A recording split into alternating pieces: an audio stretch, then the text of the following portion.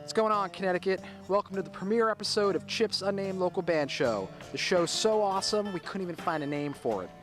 Coming up in this episode, we've got interviews and videos with two of New Haven's best and brightest indie rock bands and a musical history lesson from a blues legend. So get your popcorn out, get your soda on, and keep it locked right here to the CT.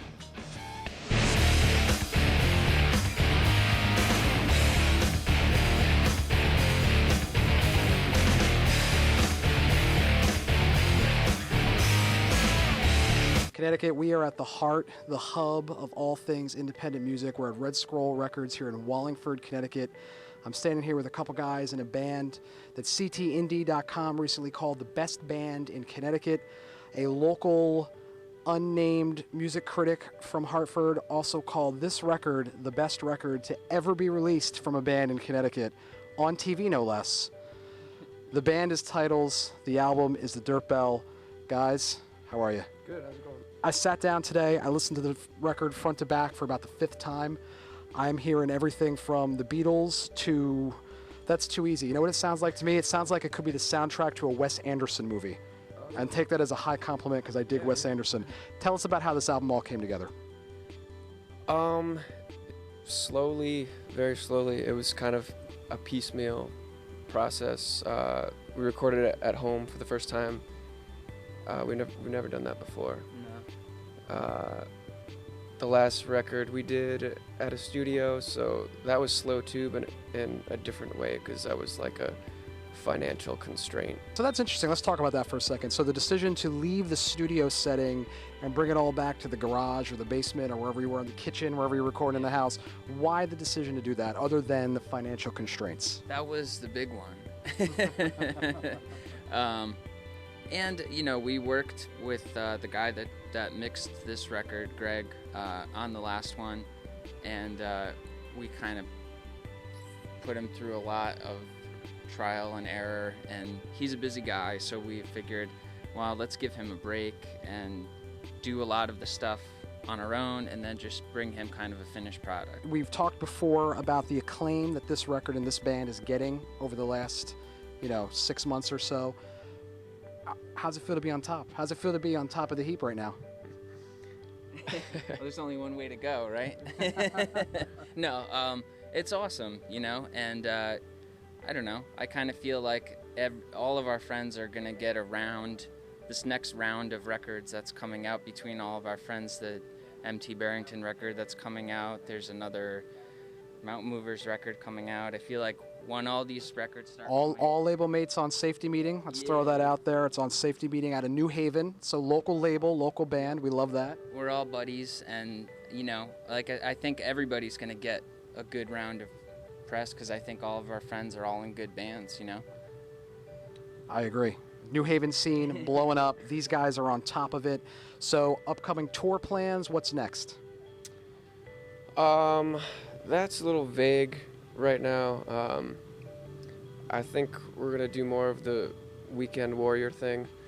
I don't know. Everybody's pretty busy these days, and yeah, it's tough when everybody has jobs and other obligations and stuff that make just going out and playing shows difficult, especially when you operate on a small scale like we do. Going on tour for us is really like a camping trip. Really. All right, got people, listen to my words. Go out, buy the record so these guys can quit their day jobs and go out on tour. It's the dream of every band. That's true. So right now we're talking about the new record. We're going to go into a video off the new record. It happens to be my favorite track on the record, When We Were Young. Check it out.